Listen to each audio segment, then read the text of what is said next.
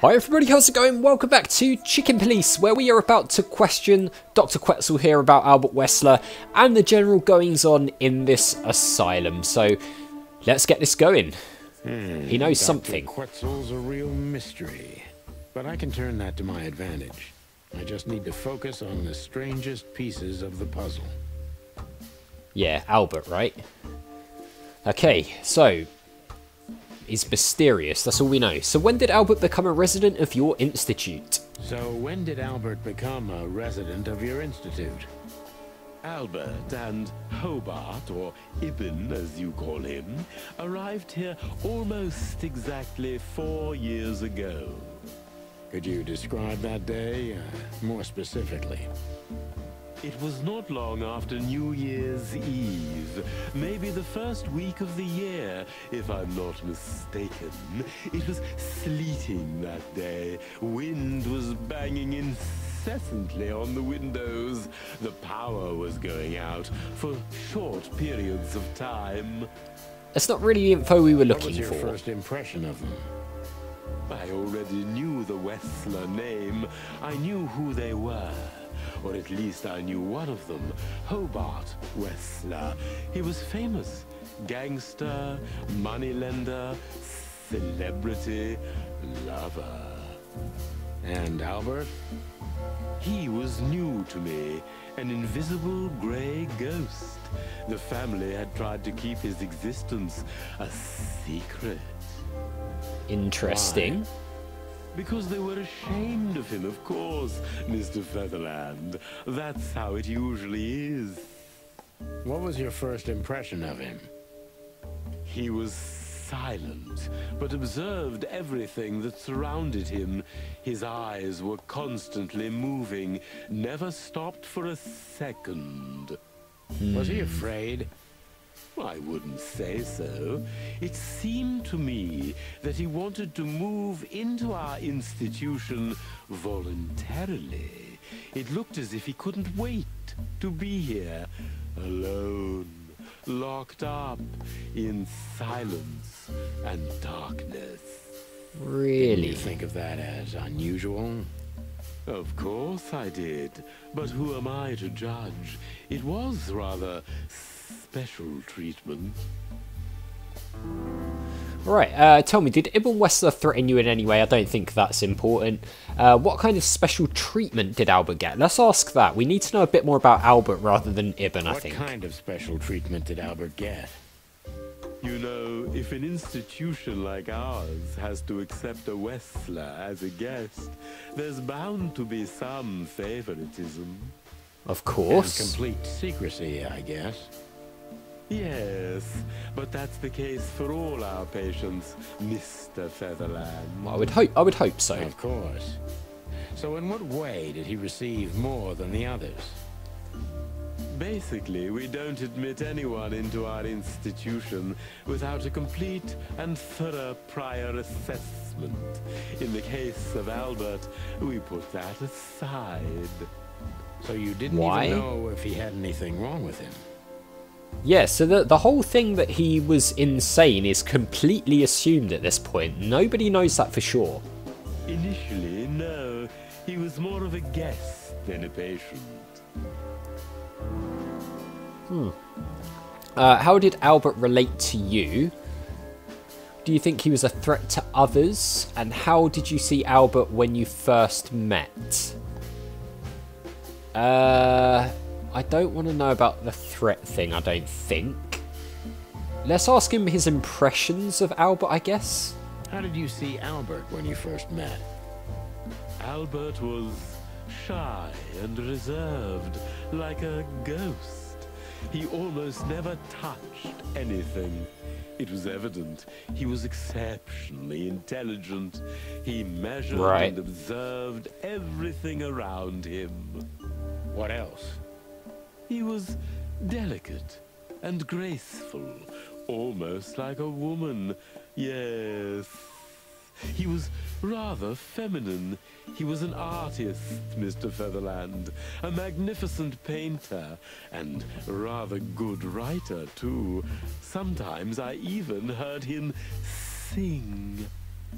So exceptionally talented and a genius. Why did he have to be locked up? I asked the same thing at first. Are you telling me Albert had multiple Are you personalities? telling me Albert had multiple personalities? We found out very quickly that there was no other reason for the cause of his seizures. He had a cold and calculating personality who sometimes, especially on stormy days, took the reins over their shared mind. He had these seizures from the beginning. Yes, Mr. Featherland, but they started to intensify after Albert left our institution for the first time. So he left and came back? Did what? Left the institution? More than once? Oh, yes, Mr. Featherland. Albert left the institution on several occasions until the last time, when he failed to come back. That's very Quetzal's odd. not only very observant, but he's addicted to details. I must focus on that if I want to get closer to the truth. Right, so it's all in the details then. Oh god, okay. How could you let Albert leave this place? When and why did Albert leave the institution for the first time? That's details, right? You're keeping some things from me, am I right? He's probably not gonna just spill the beans, so Albert could just walk in and out. So he left lots of times, but then one time just never came back. I am really leaning towards that theory I have that he's replaced Ibn. And that they got rid of Ibn in the hive. And no one would be any the wiser. I was actually talking to Lyle from Dragons 8 Our Name about this as well. And I wonder if Natasha actually knows that it's Albert. And that she saw an opportunity to replace Ibn and take over his empire.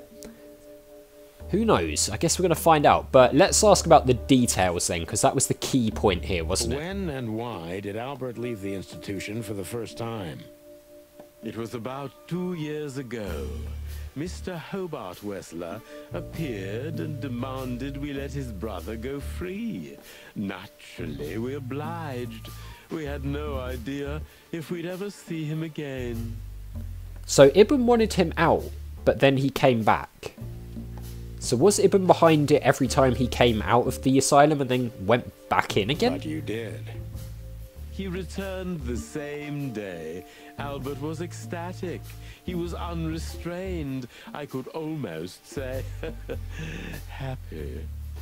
There's something very strange going on here. That was unusual for him. I had never seen him like that before, Mr. Featherland. He just smiled and stared at the empty wall for hours. So he came back completely different. In a way no one had ever seen him. Could it be that Ibn and Albert were actually swapping positions quite a lot? Did he ever tell you what happened to him outside? Was it Ibn who came back in? Of course he did. Albert and I had a good relationship. He was working on a painting for his brother. I wonder if that little bit of the painting we found in Natasha's safe is from a painting that Albert did. Was it a painting of a lovely lady cat? Oh, exactly. So you already It knew was. about that. So Albert painted that. Yes, It's Dr. all Quetzal, starting to I've fall seen into it. place a little bit, isn't it, here? Interesting. So Albert had left on many occasions to continue working on the painting. Did Albert tell you how he felt about the painting? Has Albert ever talked to you about Natasha? Did Albert tell you about his relationship with his brother? Let's ask more about the painting, right? So Albert left on many occasions to continue working on the painting. Why was a bit of the painting torn off? Was it Albert's signature that was torn off? Did Natasha want to hide who did the painting? Exactly, Mr. Featherland. Every time he came back, he was like a different person. But unfortunately, his seizures also multiplied and became more dangerous. So he kept leaving to work on this painting. but for some reason working on this painting was changing his personality. More dangerous. Albert was hurting himself, and on one occasion he even tried to hurt me. It was unprecedented. It seemed his confined personality was taking over their shared mind entirely, piece by piece. Strange. Do you think the painting caused it? Not the painting, Mr. Featherland. But its subject. Exactly. Ha. He was obsessed, right until that fateful day when he returned to us for the last time. So did he become obsessed with Natasha, hatch a plan to replace his brother so he could be with Natasha, pretending to be Ibn, and then had the fake Albert killed? What exactly happened that day, Doctor? It wasn't Hobart who brought his brother back that day, but two of his gorillas. Not literally, I mean. And Albert was in a terrible, terrible state. What happened to him? I don't like to talk about that, Mr. Featherland. It could be vital to the case, Dr. Quetzal. Don't back down. Yeah, don't back down now. Oh, you're right. There's no use turning back now. So, Albert's tongue was torn out, or cut off, I don't know exactly, and he was blinded in one eye, or rather, one of his eyes was missing entirely. Right, so either something happened and Ibn got annoyed with Albert and didn't want anything else to do with him, which is possible, or Albert did that to Ibn so he couldn't be identified as being Ibn and took his place. So you're saying Albert was brought back horribly mutilated? Yes. And they didn't give any explanation as to what had happened. They simply told me it was some kind of accident. Or Natasha attacked him. Dr. Quetzal is So many cold theories. and professional, but he's also very confused. Maybe it's cruel, but I must exploit his vulnerability if I want to learn everything about Albert. Focus. Right, so we're going to have to play to his emotions now then. The two fellas who brought Albert back, could you describe them? You didn't believe Albert had an accident, right? Maybe it's not easy for you to talk about it, but did you examine his wounds thoroughly? Let's go for that one, because maybe it's not easy for you to talk about it. Could be something to do with his vulnerability. Maybe it's not easy for you to talk about it, but did you examine his wounds thoroughly? I'm not that kind of doctor, Mr. Featherland, but even I could determine his tongue was either cut out or bitten off, and his eye was gouged out. He also had several broken bones. So it sounds like he's been attacked. There's no doubt it wasn't an accident. I don't believe it was, Mr. Featherland. I totally agree. Huh. Pull yourself together, Doctor. What was Albert's condition after the incident? Concentrate, Doctor. What do you think happened to Albert? Let's ask him what he thinks happened. Concentrate, Doctor. What do you think happened to Albert? I'm sure it was Hobart. He ordered his men to mutilate poor Albert. But why would he do that? Maybe Albert saw something he could accidentally reveal. Maybe. To whom? The four walls, a couple of crazies, you? To anyone, Mr. Featherland. I don't think it's that simple, Doctor. But thank you for your honest opinion. You're welcome, Detective. Okay, what happened then? How did Albert disappear? What happened then? How did Albert disappear? A few weeks later, Hobart came to visit Albert one more time. Albert had been in terrible condition by then. We even had to transfer him to another cell, a more safe one. So Hobart or Ibn came to visit Albert just before he disappeared. What did Hobart do during the visit? He didn't do anything. He just sat and watched his brother, who was in an almost vegetative state by then. Couldn't you manage to draw anything out of him? You or Hobart? Nothing. For a while, he was trying to signal something. Perhaps he was too afraid. And most likely his fingers had been broken too, so he couldn't even write. So he wouldn't have been able to communicate if it was actually Ibn, would he? Because he couldn't talk where his tongue had been taken out, and he couldn't even write down that he was Ibn. And then, of course, you make him disappear altogether and no one will ever know. Do you think Hobart could have killed Albert? It's horrible to say it, but I'm sure of it. How did he disappear in the end? Did someone come for him? That's what's most eerie about it all, Mr. Featherland. He simply disappeared. His door, which only I had a key for, was open. Huh. Did anyone see anything? So he just No went. one. We interrogated the staff, even the patients. He simply vanished off the face of the wilderness. We don't know what happened to him. Very strange. Unfortunately, I have a hunch. Thank you, Doctor. You've been a great help. So, Well, I'm glad I could be of help. But please, I now must attend to my work. We understand, Doctor. Thank you. well, that was pretty revelating, that, wasn't it? We figured out... Oh, living legend! Albert Wessler disappeared. We have a hunch about what could have happened to him. So he went missing, but he couldn't say or write anything when he came back for the final time, so nobody would know if it was Ibn who had been switched for Albert.